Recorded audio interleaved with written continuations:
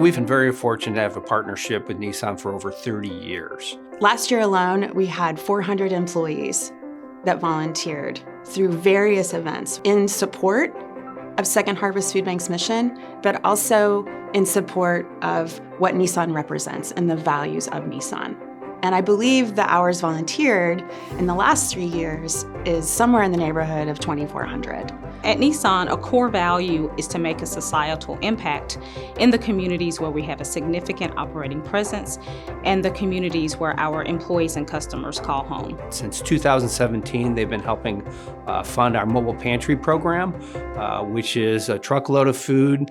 And since 2017, they have fed 10,000 people since that time. Ultimately, we want to enrich people's lives, and that is why we do the work that we do, through the great cars that we build and through the great work that we do in our communities.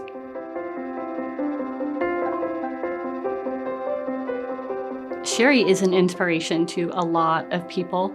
She is very passionate about what she does, and you should feel comfortable following her because she's going places and she's making a difference. But I would say the main thing is that she is true to herself. I serve at YAPAC Outreach. YAPAC is an acronym for You Are Important People Administering Kindness. And I started because of an elderly woman that I found on the streets. It took me back to a place that I was when I was a young mother. I ended up homeless with 2 children. And so now today, I have an opportunity to give back that unconditional love and that absolute kindness and grace that I was shown to see life change. And that's what we're seeing today. We get to share those stories about life change. And that is like rocket fuel for me because it's my story.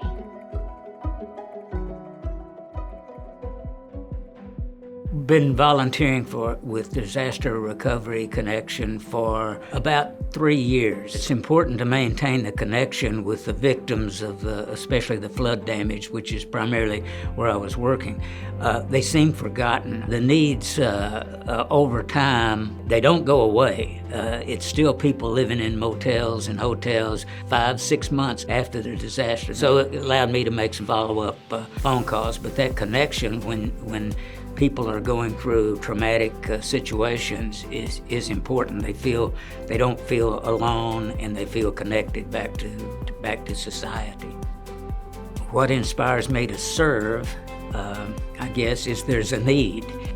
Just being available to help and serve.